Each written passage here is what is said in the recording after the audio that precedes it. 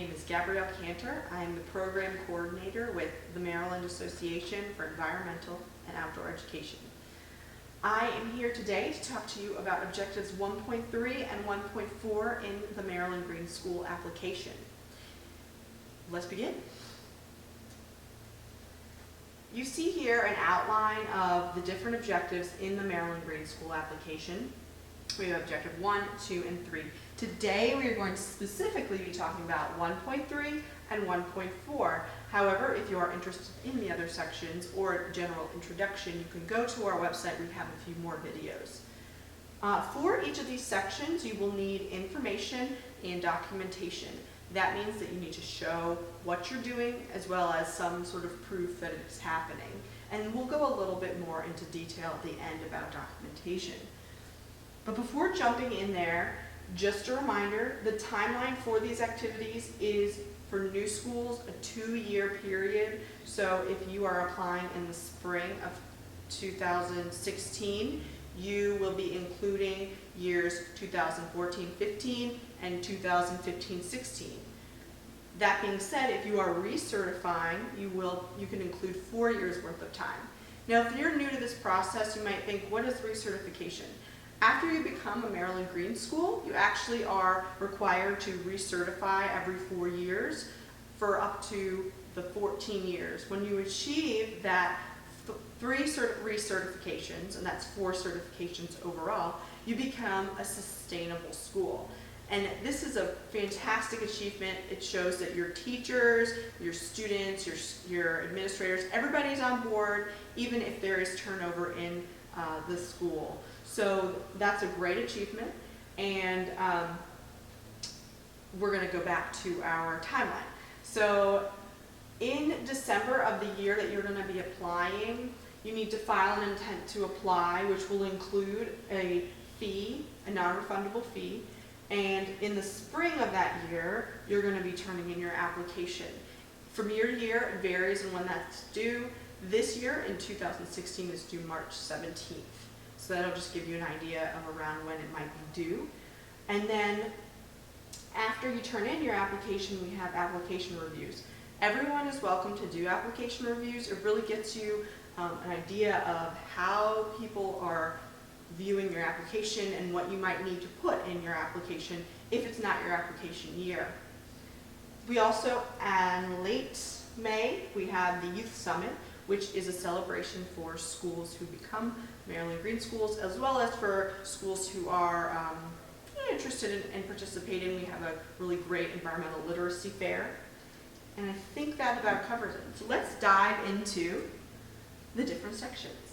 So 1.3 is actually an optional section. It is non-student driven sustainable practices.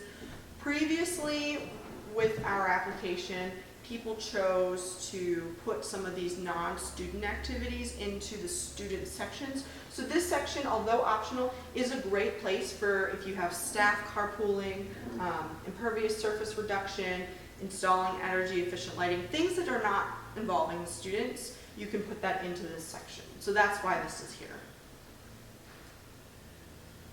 And then Objective 1.4 is celebration. It's required that you have at least one school-wide annual event. We're looking for a description of the activity with some documentation. That means that you can use all kinds of things. On our next slide here, although there are no pictures, there is a list of some of the things in the application that we have as examples. For example, International Walk to School Day, Earth Day, which is in April, Earth Hour, which is a really easy one in March. It's just an hour. And thinking about these things, you might say to yourself, well, I don't believe I could get everybody in the school together at the same time. There are options for people who believe that that might be the case for them.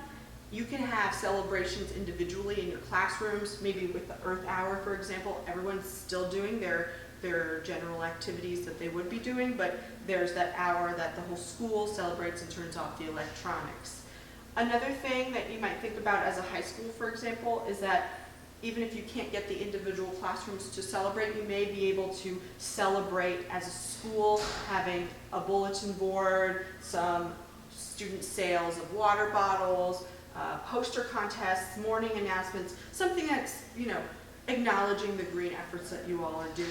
And so Earth Day is a great time for that, but it does not have to be around Earth Day. So those are those sections. And when I was mentioning documentation, this is what I mean. I mean, there needs to be some photos, student reflection, maybe there could be a newspaper article or certificate, something that shows what's actually happening.